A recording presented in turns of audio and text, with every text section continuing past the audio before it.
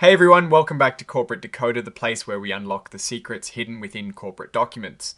Today we're diving deep into Nukkleus Incorporated's latest proxy statement, and let me tell you there are some juicy details in here about their upcoming shareholder meeting and their financial health. Stick around because we're going to break it all down. Also consider joining our Discord community, linked in the description for more exclusive insights. Alright, so Nukkleus Incorporated is gearing up for their 2025 annual meeting of stockholders happening virtually on the 6th of November. Think of this as their annual check, in with their investors where they discuss important company matters and vote on key proposals. Because this is a virtual meeting, you can join from anywhere by just going to a specific web address. They're looking to elect 5 directors to their board. These are the folks who make the big decisions for the company, guiding its strategy and making sure it is run well. Their job is to represent the shareholders' interests, so who gets on the board really matters. Next up, they want to officially stamp the approval on their auditors Sumte Kin, a part of KPMG International, for the upcoming fiscal year. Auditors are super important because they check the company's financial books to make sure everything is on the up and up. They also work with the board to set the auditor's pay. Then there is proposal number 3, which is all about approving a new 2025 equity incentive plan.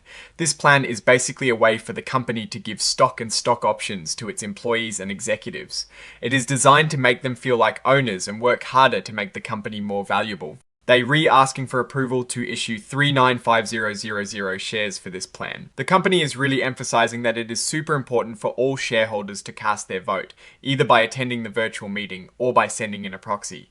They consider these proposals to be significant for the company's future. So if you own shares by the 9th of October 2025, you get to vote.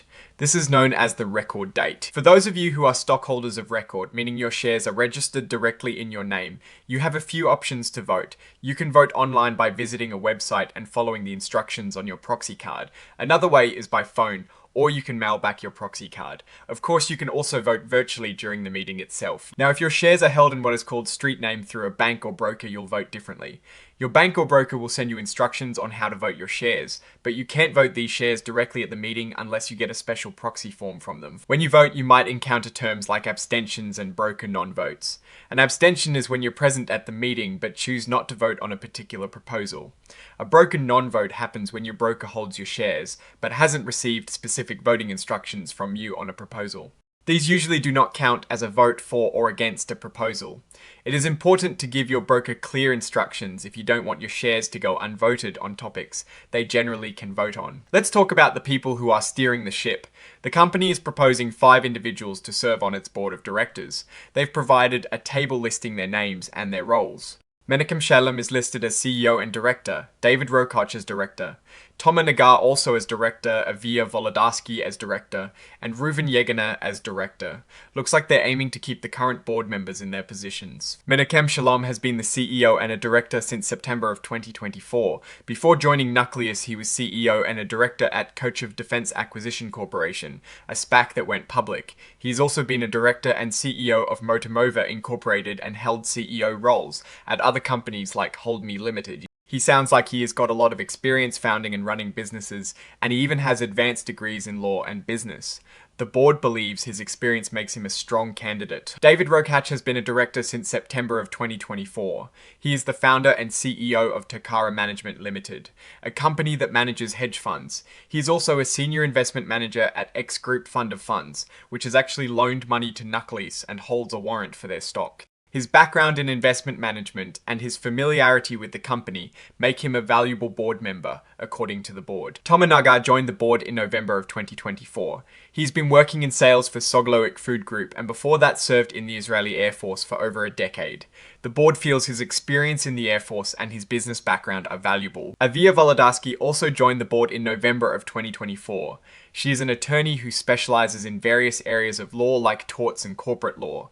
Her legal expertise gained from her private practice is seen as a key asset to the board. Reuven Yegener has been a director since June of 2024. He is described as an experienced business manager with a strong history in financial services, including managing funds. He has also been chairman of the board for companies in the cannabis and real estate investment sectors. His financial acumen and experience in managing investments are highlighted as reasons for his qualification. Now, important for any listed company on NASDAQ is director independence. NASDAQ requires a majority of the board to be independent, meaning they don't have too close a relationship with the company that could cloud their judgment. Nukkleus's board has determined that David Rokac, Tomer Nagar, Avia Wolodarski, and Reuven Yegener are independent. Menachem Shalom is not considered independent because he is the CEO. Anastasia Kotayeva, another director, is also not being nominated this year. They've gone through a rigorous review of each director's relationships to make sure they can exercise independent judgment. The audit committee is extremely important as it oversees the company's financial reporting and internal controls. This committee consists of David Rokac, Reuven Yegener, and Avia Wolodarski. Reuven Yegener is the chairperson and is recognized as an audit committee financial expert. This means he has a deep understanding of accounting principles and financial statements. They meet to review audits, financial policies, and select the independent auditors. The compensation committee, made up of David Rokac, Reuven Yegener, and Avia Wolodarski, with Avia Wolodarski as chairperson, focuses on executive compensation and incentive plans. They decide on the pay for top executives and administer stock option plans. Therese also a nominating and corporate governance committee chaired by David Rokac and including Reuven Yegener and Avia Wolodarski. This committee is responsible for finding and recommending new directors to the board and making sure the company is run with good corporate governance practices. They look for candidates with integrity, sound judgment, and relevant business experience. Let's look at who owns the company. As of the 9th of October 2025, Menachem Shalom, the CEO, owns 500,000 shares, which is about 3.7%. Anastasia Kotayeva owns a significant chunk, 1847373 shares, making her a 13.6% owner and a director. X Group Fund of Funds LP also holds that same amount, 13.6%, and it turns out Anastasia Kotayeva is the owner of this fund. Then there is Isusa Group Holdings LLC with 1503968 shares, representing 9.99% ownership. They also hold preferred stock and warrants, which mean their ownership could increase. Looking at director compensation for the 3 months ending the 31st of December, 2024 provides some interesting figures. Nicholas Gregory, Daniel Marcus, and Brian Schweiger each received $1,667 in cash and $60,011 in stock awards before they resigned on the 8th of November 2024. Reuven Yegener and Anastasia Kotayeva, appointed in June of 2024, received $5,000 in cash and substantially larger stock awards of $13,900 and $208,500 respectively. David Rokac, who joined in July 2024, got $5,000 in cash and $13,900 in stock awards.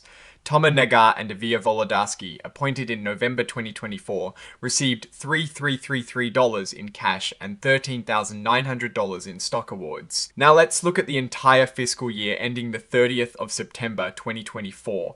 Former directors Nicholas Gregory, Daniel Marcus, and Brian Schweiger each received $20,000 in cash before their resignation. Brian Ferrier and Colonel Derek Campbell, who resigned in May 2024, each got $13,333 and $6,667 in cash respectively.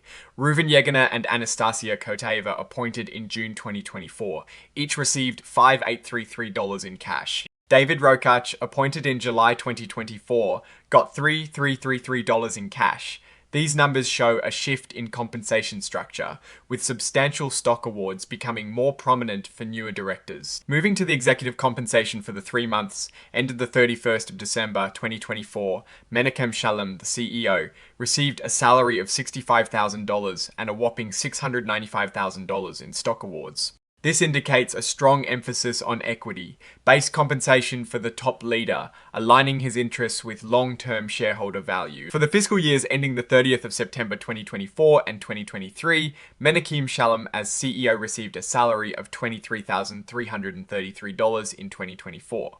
Emil Asentado, the former CEO, received $20,000 in salary in 2023 and $16,667 in 2024. Jamal Jamie Kushid, the former Kushu, had a much higher compensation in 2024 at $232,020 salary and $207,192 in option awards. In 2023, he received $257,171 salary and $276,258 in option awards. It is clear that equity and option awards play a significant role in executive compensation here. Now, let's talk about a pretty significant deal. Nukkleus has entered into an agreement to acquire a controlling 100% interest in Star, a defense acquisition company. This deal is a big one, involving $21 million in payments, including a 12-month promissory note and cash, plus a significant amount of company stock and warrants. Star itself owns stakes in some interesting companies, like a supplier of generators for Iron Dome launchers. A key point here is that Menachem Shalom, the CEO of Nukkleus, is also a controlling shareholder and CEO of Star. This creates a potential conflict of interest that the board has reviewed. If this deal goes through, it could significantly reshape Nukkleus. There is also a conversion involving X Group. Nukkleus issued notes to X Group and then converted those debts into shares of common stock and warrants. This restructured their debt and ownership. It is a common financial maneuver, but it does dilute existing shareholder equity to some extent when new shares are issued. Here is a section that really shows the interconnectedness of some of these entities. For the year ending 2024, revenue from a related party was $4.8 million, and cost of revenue from a related party was also $4.65 million. In 2023, these numbers were much higher, $19.2 million for revenue and $18.7 million for cost of revenue, showing a significant decrease in related party transactions. This suggests a move towards less reliance on these internal or closely linked entities for business. Back to the proposals. The first one is about electing directors. As we discussed, they're proposing the continuation of the current board members, including Menachem Shalom, David Rokach, Tomer Nagar, Avia Volodarsky, and Reuven Yeganev. The board's recommendation is a strong vote for all these nominees. They believe these individuals have the right experience and independence to guide the company. Proposal 2 is to ratify the appointment of Sumpate Chaikin as their independent auditors for the fiscal year ending the 31st of December 2025. The table shows audit fees billed by Green Growth. Their previous auditor were $249,560 for 2024 and $337,749 for 2023. Audit-related fees were also noted in 2023. The board recommends a vote for this ratification. Proposal 3 deals with the 2025 Equity Incentive Plan. This plan is designed to attract and retain key talent by offering them stock options and awards. It includes good governance practices like no discounted options and no automatic share increases, meaning they need shareholder approval for more shares. If approved, 395,000 shares of common stock will be available for these awards.